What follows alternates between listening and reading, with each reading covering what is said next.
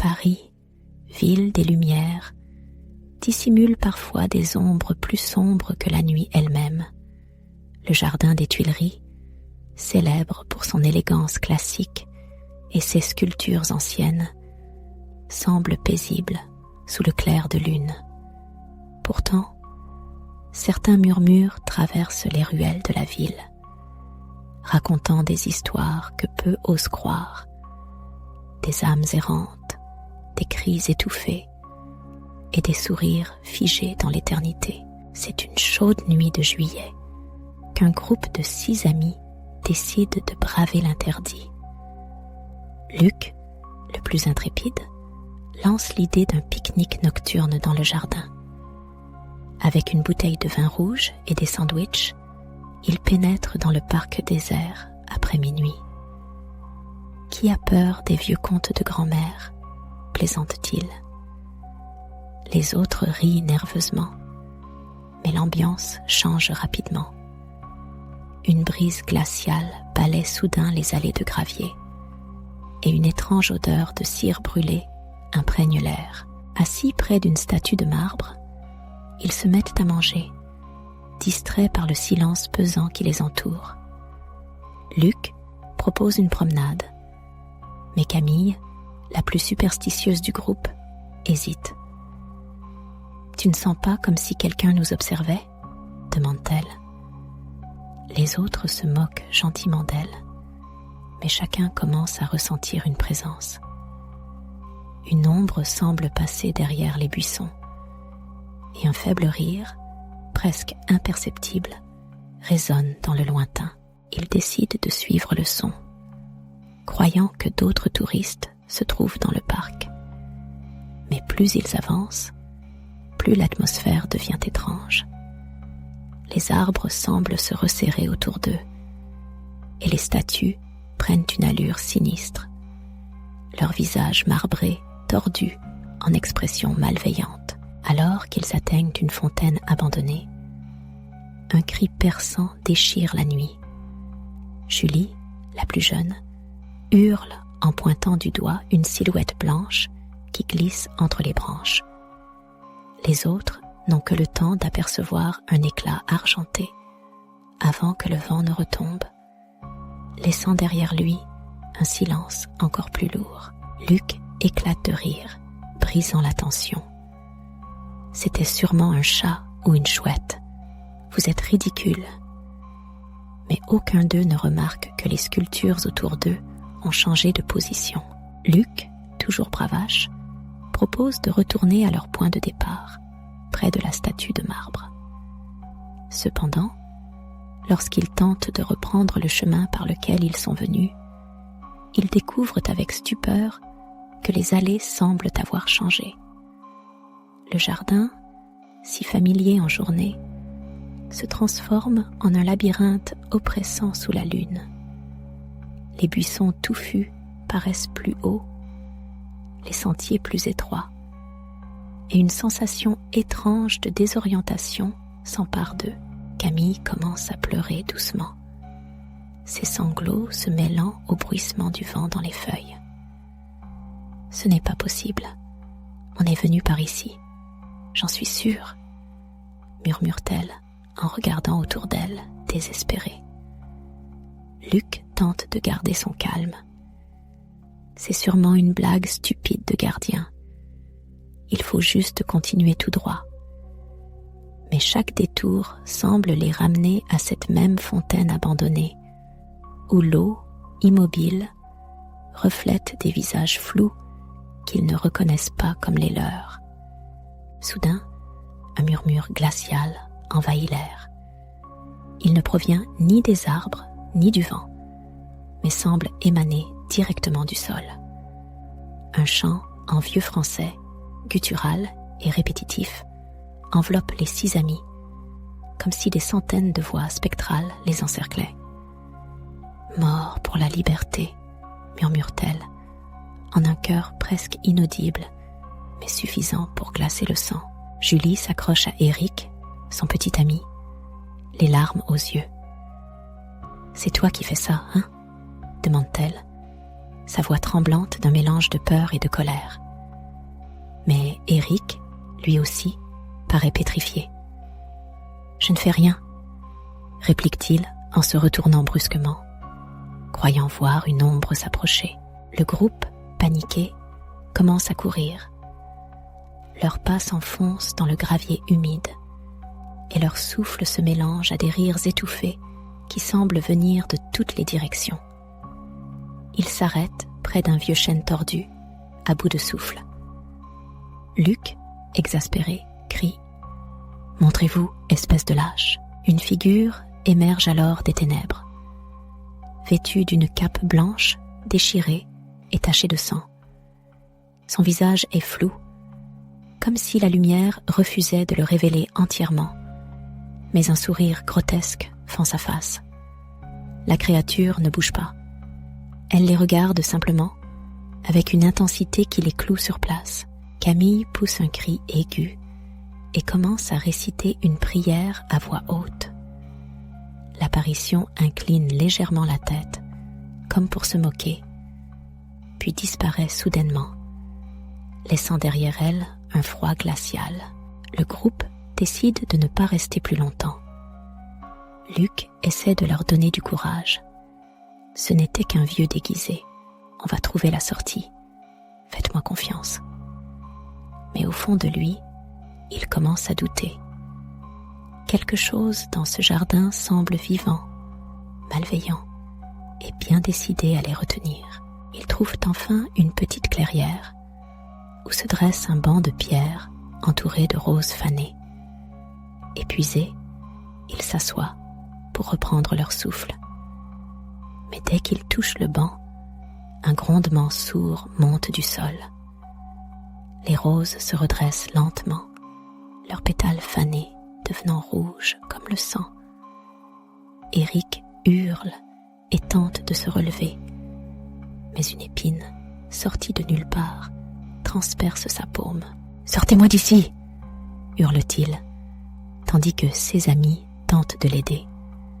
Mais plus il tire sur son bras, plus les épines semblent pousser, s'enroulant autour de lui comme des serpents affamés.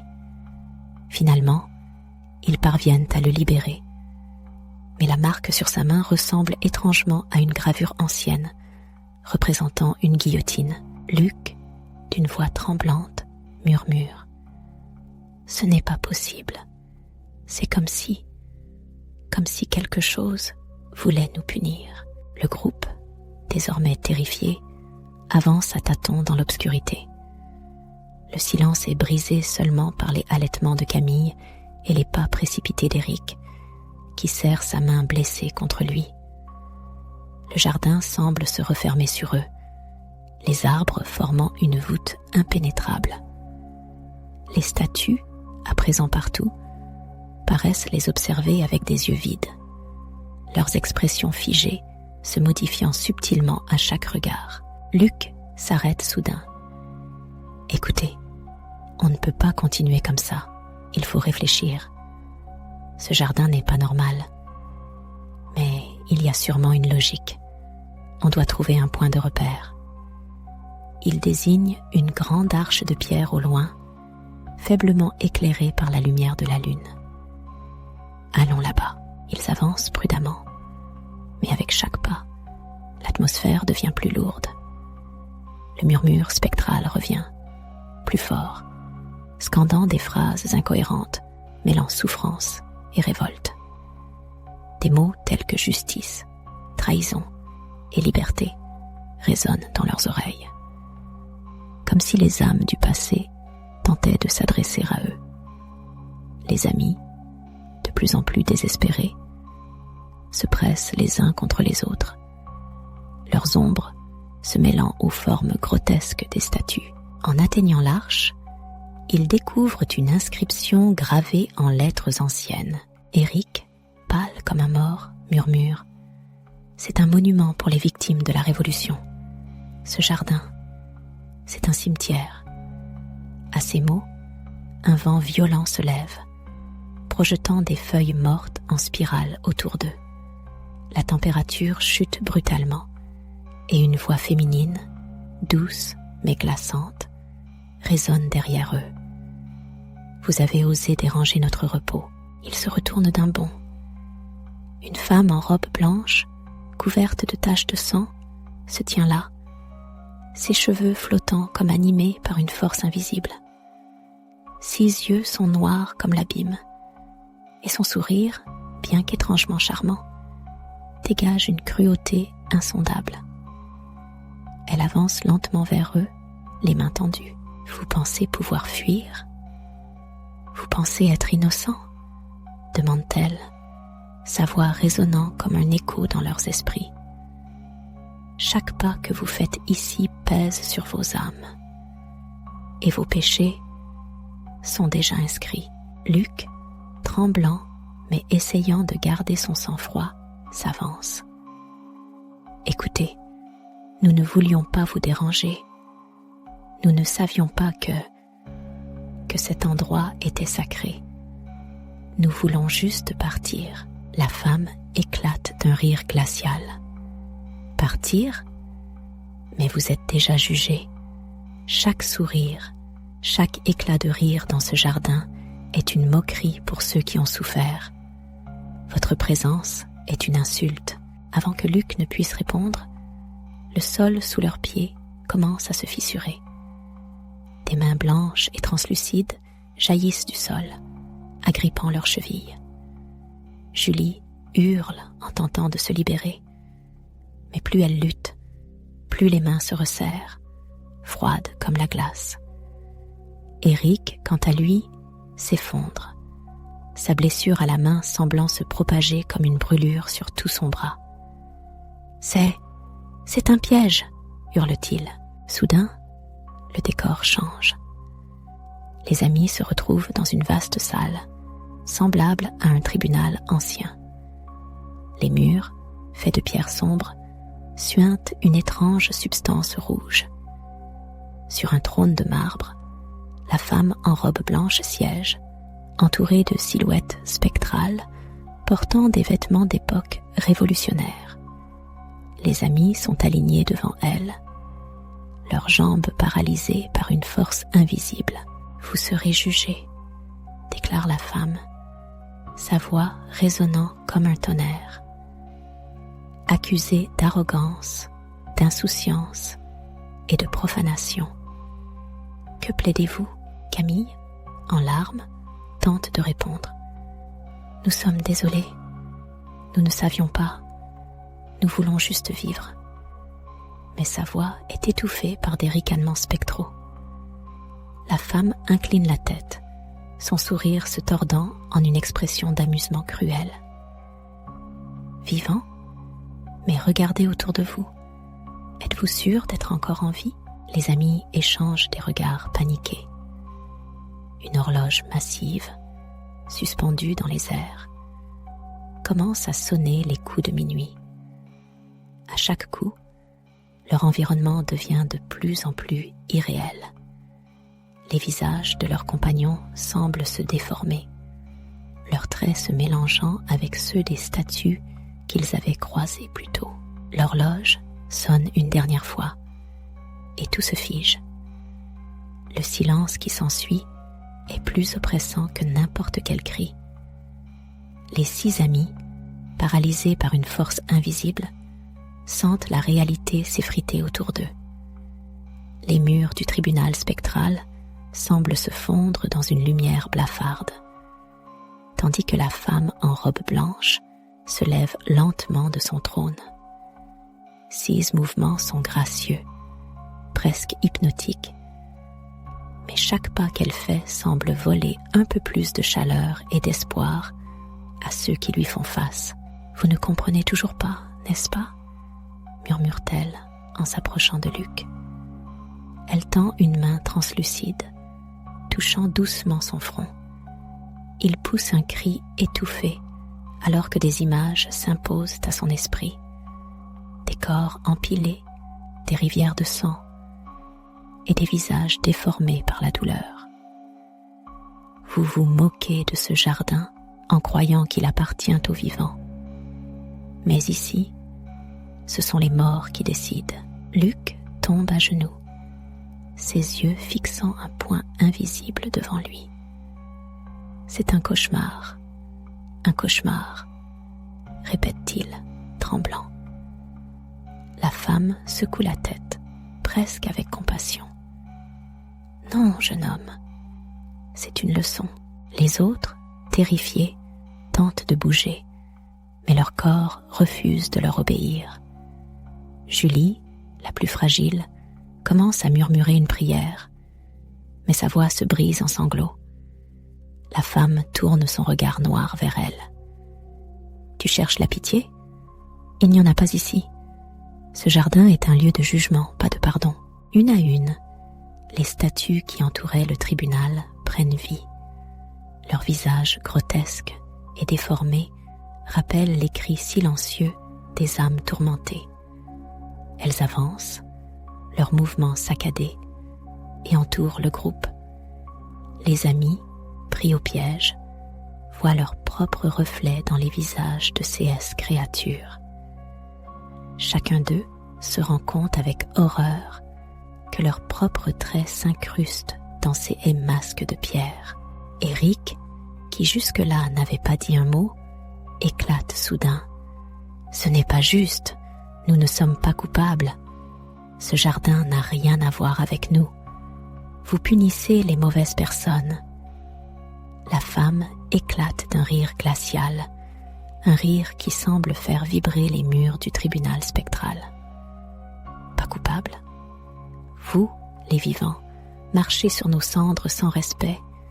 Vous riez alors que nous pleurons, et vous osez réclamer justice. » Elle claque des doigts, et soudain, tout change. Les 6 amis sont projetés dans des scènes différentes, chacun seul dans une version déformée de leur propre passé. Camille se retrouve face à une version spectrale d'elle-même, riant méchamment de la peur des autres. Eric revit un moment où il avait volontairement blessé quelqu'un pour son propre profit.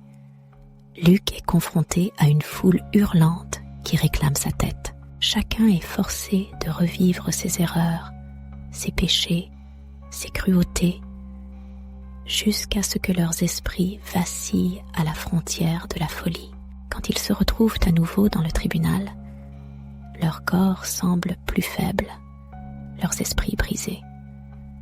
La femme en blanc s'approche, son sourire plus sinistre que jamais. Maintenant, vous comprenez, le prix à payer pour avoir dérangé notre repos. Elle tend la main et une lumière aveuglante les enveloppe. À l'aube, le jardin des Tuileries retrouve son calme habituel. Les premiers visiteurs, promenant leurs chiens ou profitant de la fraîcheur matinale, ne remarquent rien d'étrange, jusqu'à ce qu'un jardinier tombe sur une scène macabre. 6 statues de marbre blanc, parfaitement sculptées, trônent au centre d'une clairière. Chaque statue représente un des amis, figé dans une posture de terreur ou de souffrance. Et sur leur visage, gravé dans le marbre, un sourire cruel et dérangeant. Le jardinier recule, horrifié, mais ses yeux se posent sur une inscription gravée sur le socle de l'une des statues. Elle est en vieux français, mais il parvient à en saisir le sens. Les touristes affluent toute la journée, admirant ces nouvelles œuvres mystérieuses. Personne ne remarque que les statues, lorsqu'on les observe attentivement, semblent légèrement bouger, comme si leurs yeux suivaient les passants.